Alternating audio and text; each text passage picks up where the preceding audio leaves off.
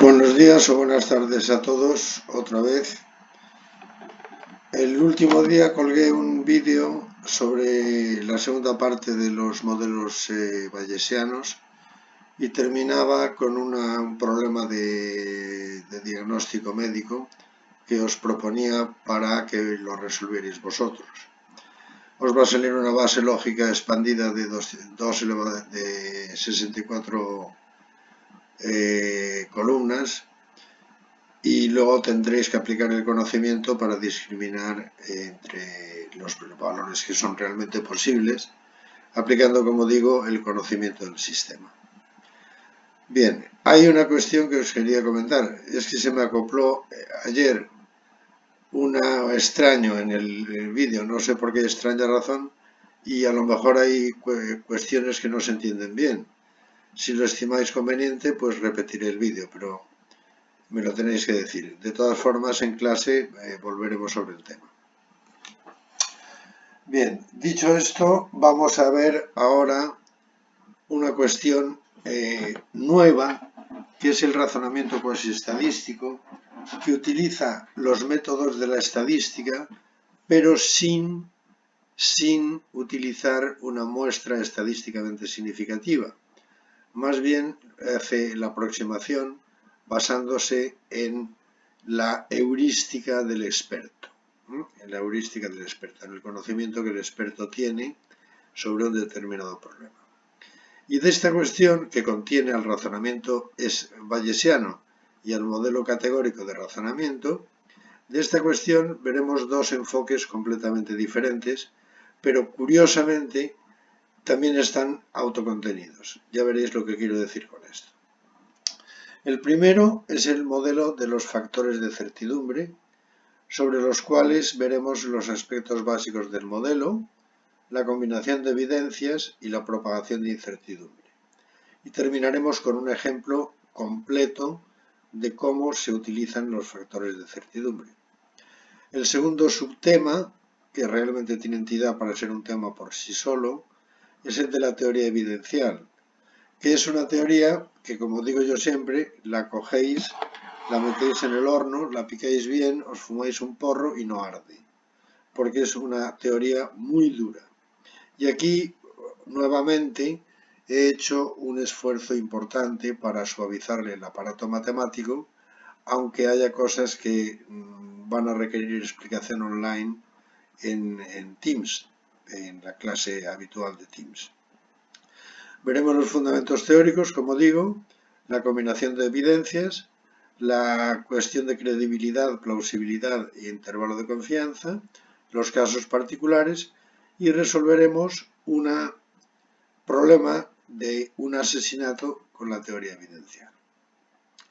Curiosamente veremos que la teoría evidencial contiene el modelo de factores de certidumbre, el modelo de factores de certidumbre contiene al modelo bayesiano y el modelo bayesiano contiene al modelo categórico, con lo cual seguimos con la filosofía de la cebolla famosa que se decapaba, que vamos por capas. Voy a poner la manito, si me deja, sí me deja. Bien.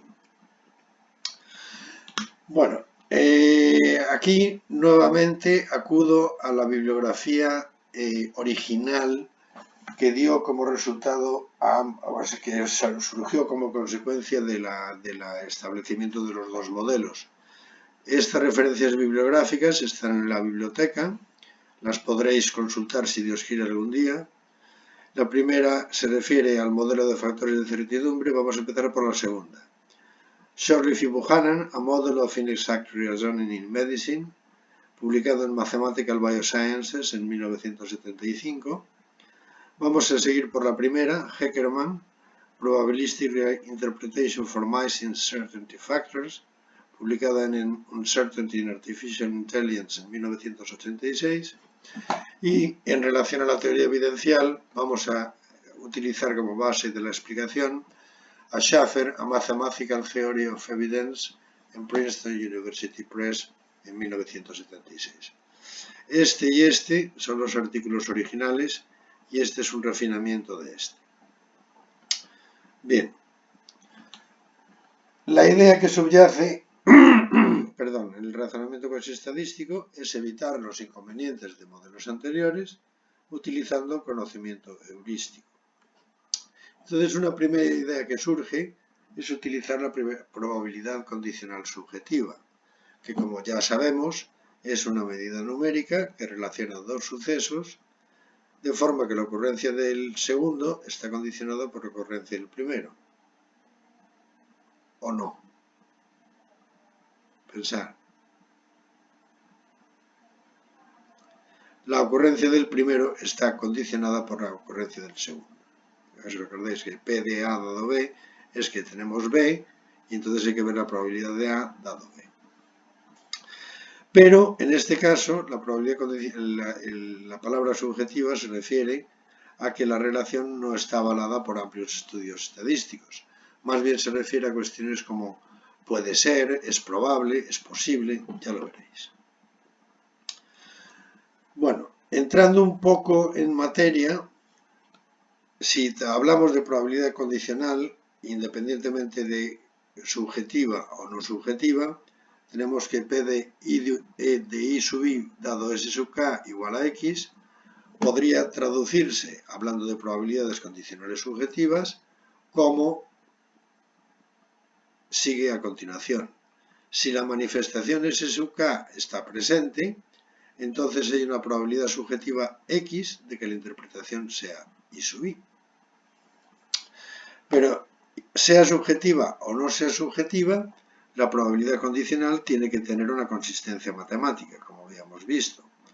Y la consistencia matemática del modelo de probabilidad exige que la suma de todas las probabilidades condicionales sea igual a 1.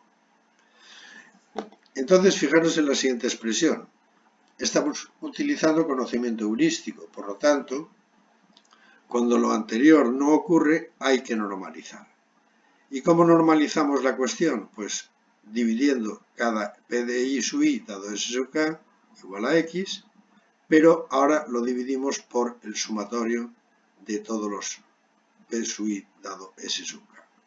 Porque lo que es normal, lo que es habitual es que cuando consideremos conocimiento heurístico, esta suma no es igual a 1, puede ser mayor de 1 o menor de 1, porque el conocimiento heurístico no es matemático, es heurístico, no es determinista. Entonces, para mantener la consistencia matemática, tenemos que normalizar dividiendo por el valor real de la suma de los distintos P de I dado S sub K. Bien, de todas formas, la aparición de conceptos difíciles de definir como imprecisión e incertidumbre, que ya hemos visto lo que era en otro vídeo anterior, la falta de confianza, la credibilidad, etc., exigen la puesta a punto de nuevos mecanismos para tratar el razonamiento. Bien, vamos a introducir algunos conceptos. P de I sub I dado S sub K igual a X puede interpretarse en términos de implicación como S sub K implica I sub I con un valor X. Esto se puede hacer en términos de condicional subjetivo o simplemente condicional. En todo caso, este valor X lo que hace es definir la potencia evidencial de la implicación. ¿Esto qué quiere decir? Define la fuerza, digamos, de la flecha. Si es 1, la flecha es sólida.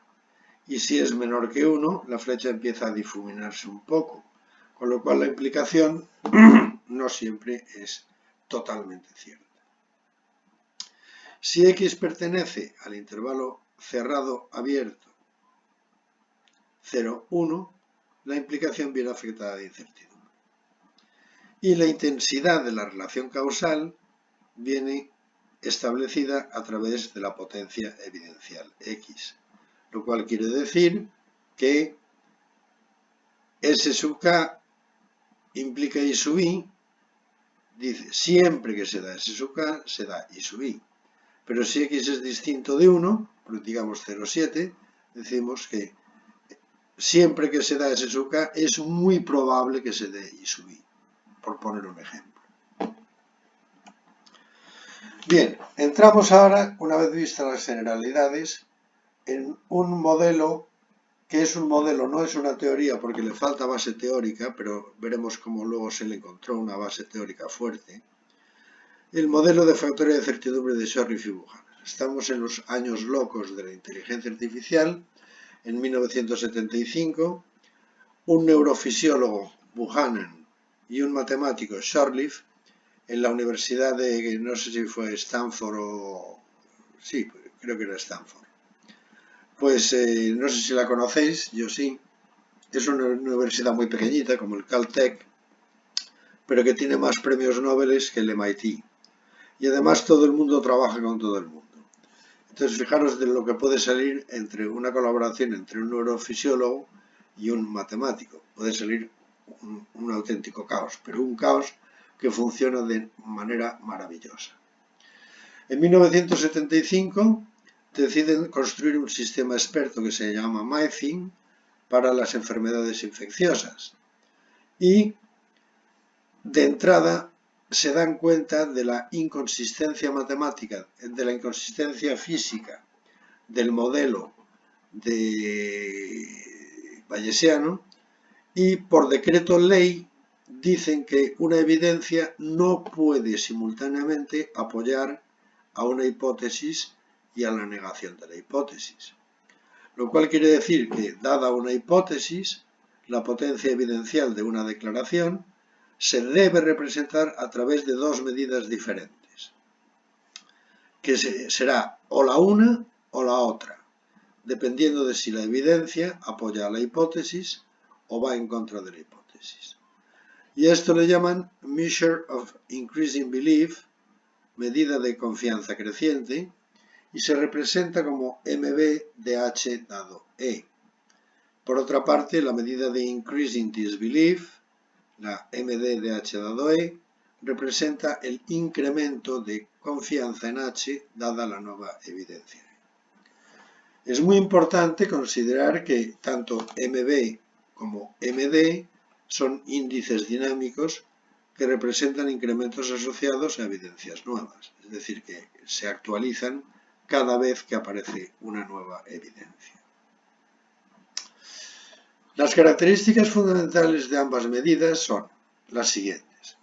Si H es una hipótesis y E es una evidencia, la misma evidencia E no puede simultáneamente incrementar la confianza en H y disminuir la confianza en H.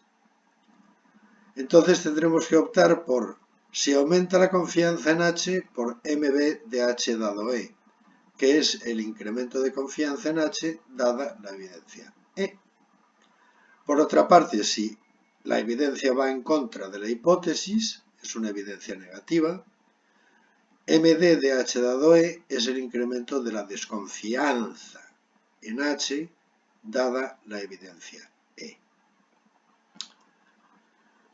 Formalmente, como siempre lo hacemos después de haber explicado el concepto, tenemos que si P de H es la confianza previa en H dado E en términos de probabilidad y P de H dado E es la confianza en H tras aparecer E, es decir, que la aparición de E modifica la probabilidad de H, y 1 menos P de H es la desconfianza en H antes de esto, no es importante por ahora, tenemos tres casos. Si P de H dado E es mayor que P de H, lo que quiere decir es que la nueva evidencia produce un aumento de la confianza en la hipótesis considerada. En este caso, MB de H dado E es mayor que 0 y MD de H dado E es igual a 0, porque la confianza aumenta, pero la desconfianza ni aumenta ni disminuye. Y formalmente, y ya he dicho que son medidas dinámicas y medidas de incrementos, MB de H dado E responde a esta extraña expresión. P de H dado E menos P de H, lo cual no es raro, puesto que indica un incremento de la confianza en H dado E. P de H dado E menos P de H será lo que incrementa la confianza en H, la aparición de E. Pero ¿por qué partimos por 1 menos P de H? ¿Por qué Shorliffe y Buchanan deciden dividir la expresión anterior por 1 menos P de H? Fijaros, si la evidencia confirma absolutamente a la hipótesis H, P de H dado E es igual a 1. ¿Sí? Entonces, si P de H dado I es igual a 1, el numerador y el denominador tienen que ser lo mismo, porque ya no se puede crecer más en confianza, si es totalmente cierta. Luego, 1 menos P de H partido por 1 menos P de H sería igual a 1, lo cual la hace compatible con la teoría de la probabilidad. Siguiendo con el ejemplo, el caso 2, si P de H dado E es menor de P de H, la nueva evidencia produce una disminución de la confianza inicialmente depositada en la hipótesis considerada. En este caso, MB de H dado E es igual a 0 y MD de H dado E es mayor que 0. Y ahora la situación para definir MD de H dado E es igual a P de H menos P de H dado E, para que sea positivo, partido por P de H. Nuevamente, este partido por P de H se debe a que si la evidencia descarta por completo la hipótesis H, esto debe ser 0. La probabilidad dado E debe ser 0. Y para que la desconfianza sea máxima, es decir, sea 1, hay que dividir por P de H, porque P de H menos 0 partido por P de H es igual a 1. Luego tenemos el tercer caso, que es que P de H dado E sea igual a P de H. Esto quiere decir que la evidencia que aparece es independiente de la hipótesis, o bien no tenemos conocimiento sobre ello. Por ejemplo, tengo una hipótesis, lloverá mañana, y tengo una nueva evidencia, tengo un peine en el bolsillo. El hecho de que yo tenga un peine en el bolsillo como evidencia no implica para nada un aumento de la confianza ni un aumento de la desconfianza en la hipótesis de que llueva mucho mañana. Por lo tanto, la nueva evidencia es independiente de la hipótesis considerada, ya que ni aumenta la confianza ni aumenta la desconfianza. MB de H dado E es igual a 0, en este caso, y MD de H dado E es igual a 0. Los matemáticos, sin embargo, son gente exhaustiva en cuanto a la notación, y PDH lo definen Shorley y Buchanan como una probabilidad a priori en sentido clásico, y establece la siguiente notación, que no es más que rizar el rizo. MB de H dado E es igual a 1 si solo si PDH es igual a 1, y MB de H dado E es igual al máximo de PDH dado E, PDH menos PDH, partido por el máximo entre 0 y 1 menos la chorrada, máximo entre 0 y 1 menos PDH, si solo si PDH es distinto de 1. Y lo mismo para MD de H dado E, que es igual a 1, si solo si PDH es igual a 0. Y es igual al mínimo, donde había máximo era mínimo, y sale esta expresión cuando PDH es distinto de 0. En definitiva, lo que quieren expresarlo es de la misma forma MB de H dado E, en un caso con el máximo y en otro caso con el mínimo. Una vez definidos los valores de las medidas de confianza creciente, que son medidas dinámicas, como digo,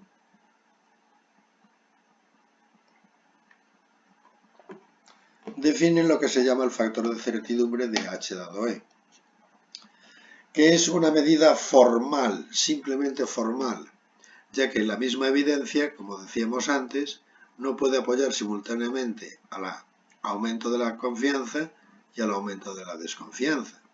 Entonces, CDF de H dado E lo definen como MB de H dado E menos MD de H dado E, en donde en un caso real para una única evidencia será o MB de H dado E o menos MD de H dado E.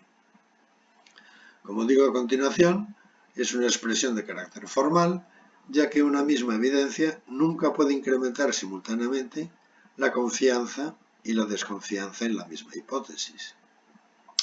Sin embargo, este CDF sirve como un medio para facilitar la comparación entre potencias evidenciales de hipótesis alternativas en relación con una misma evidencia E.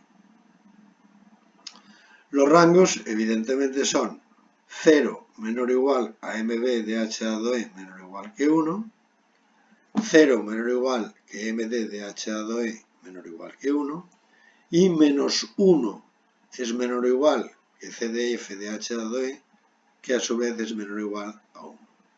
Es decir, el rango está entre 0 y 1 para las medidas de confianza y desconfianza crecientes y está entre menos 1 y 1 para las medidas de factor de certidumbre. Y esto tiene una importancia vital en el modelo de factores de certidumbre que lo convierte en un modelo muy atractivo y muy fácil de utilizar. Porque vamos a ver, ¿cómo se dice sí en probabilidades? 1. ¿Cómo se dice no en probabilidades? 0. ¿Cómo se dice no sé? Pensar. Un medio, ¿no? Un medio si hay 2. Un tercio si hay 3. Un cuarto si hay 4. Un quinto si hay 5. Un sexto si hay 6. Y así sucesivamente. Sin embargo, en el modelo de factor de certidumbre, menos 1 quiere decir que no. Y 1 quiere decir que sí. Y únicamente 0,5 quiere decir no sé. Por lo tanto, esto nos facilita mucho la labor de ingeniería del conocimiento, ya que podemos preguntarle al experto, oye, ¿esta relación causal entre H dado E? No, no es cierta, menos 1. Sí, sí es cierta, 1. No sé, 0,5. ¿Es posible? A lo mejor 0,7. En fin, tenemos que definir una escala numérica entre 1, 0 y menos 1 con distintos rangos, igual que hacíamos en la lógica difusa. Muy probable, muy posible, algo probable, algo posible, de forma que podemos utilizar los factores de certidumbre como medida de la confianza en un sentido o en el otro. Cuando razonamos tendremos un valor numérico que lo llevamos a la recta correspondiente, 1, 0, menos 1 y los correspondientes tics que haya en el intermedio, y entonces podemos entrar por aquí o podemos entrar por aquí.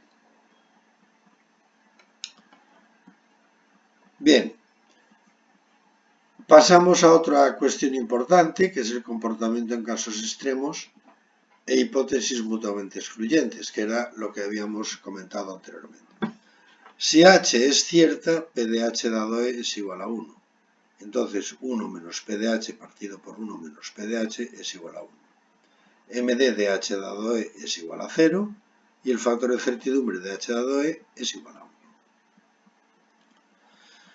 Si la negación de H es cierta, es decir, que P de no H dado E es igual a 1, entonces tenemos que MD de H dado E es igual a P de H menos 0 partido por P de H es igual a 1.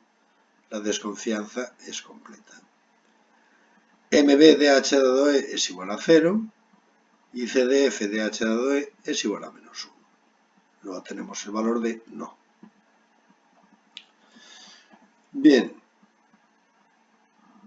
Como colofón de los MBs y de los MDs, tenemos un comportamiento en casos extremos e hipótesis mutuamente excluyentes. Si os fijáis, y os recomiendo que lo hagáis en casa, los casos anteriores conducen a que si MdB de no H dado E es igual a 1, entonces MD de H dado E es igual a 1. Por otra parte, si H1 y H2 son hipótesis mutuamente excluyentes, es decir, que la interpretación es o H1 o H2, pero no las dos, sabemos que MB de H1 dado E es igual a 1. En este caso podemos afirmar rotundamente que MD de H2 dado E es igual a 1. Porque si no es H1 es H2 y si es H2 no es H1. Para evidencias independientes de la hipótesis, si H es la hipótesis considerada y E es una evidencia, y si la evidencia es independiente de la hipótesis, entonces en términos de probabilidad, P de H dado E es igual a P de H, entonces MB de H dado E es igual a 0, MD de H dado E es igual a 0, y el factor de certidumbre de H dado E es igual a 0.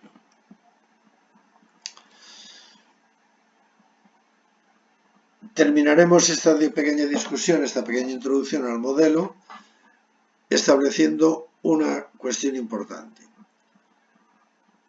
que son las diferencias con las probabilidades condicionales. De forma que los factores de certidumbre de las hipótesis H y no H no son complementarios a la unidad, sino que son opuestos entre sí. Es decir, no son 1 menos P de H, sino que son menos C de M. Si tenemos CF para 1, para la negación tendremos menos CF. Esto viene a cuento porque si el apoyo que una evidencia presta a una hipótesis es bajo, no debería ser alto el apoyo a la negación de la hipótesis, sobre todo en caso de información incompleta. Y os pongo el siguiente escenario. Suponer que tenemos un gorrión que pasa al lado de un Boeing, de un avión súper grande.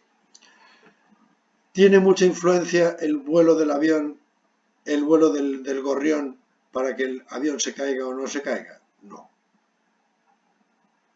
No. Entonces, si la presencia del gorrión coincide con que el avión se cae o no se cae, esto tiene muy poco que ver en la relación causales, tiene que ser muy pequeña.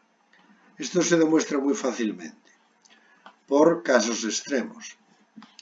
Si P de H dado E es mayor que P de H, fijaros que C de F de H dado E es igual a MB de H dado E, que es mayor que 0. Y C de F de no H dado E es igual a menos MD de H dado E, que es menor que 0. Olvidaros de esto por el momento. Vamos a quedarnos con C de F de H dado E igual a MB de H dado E mayor que 0. Entonces operamos con MB de H dado E, que es igual a P de H dado E menos P de H partido por 1 menos P de H. Pero por la teoría de la probabilidad, P de H dado E es igual a 1 menos P de no H dado E. Y ahora tenemos menos P de H, que sería igual a menos 1 menos P de H. Pero menos 1 menos P de H, P de no H, es igual a menos 1 más P de no H. Y 1 menos P de H es P de no H. Sustituyendo los términos, nos queda que esto es igual a P de no H menos P de no H dado E partido por P de no H, que es igual a MD de no H dado E. Por lo tanto, el CF de H dado E es igual a menos el C de F de no H dado E. Repito, recordar que C de F de H dado E es igual a MB menos MD. Pero aquí tenemos que P de H dado E es mayor que P de H, luego el menos MD de H dado E se va a la porra. Si hacemos el desarrollo, llegamos a que el CDF de H dado, el MB de H dado E coincide con el MD de no H dado E. Y yendo a la expresión general, resulta que CDF de H dado E es igual a menos CDF de no H dado E. Y el mismo resultado se obtiene si P de H es mayor que P de no H, mayor que P de H dado E. Bien. Esto es ni más ni menos que la explicación de por qué si el apoyo de una evidencia es muy pequeño a una hipótesis, también tiene que ser muy pequeño el apoyo a la negación de la hipótesis. ¿Cómo maneja el experto los CFs? Bueno, entre 0 y 1 si la evidencia apoya la hipótesis, entre menos 1 y 0 si la evidencia va en contra de la hipótesis, y 0 si la evidencia es independiente de la hipótesis o bien no se tiene información sobre relación causal H dado E. Y con esto terminamos esta primera parte de los factores de certidumbre. Buenas tardes y gracias a todos por la atención.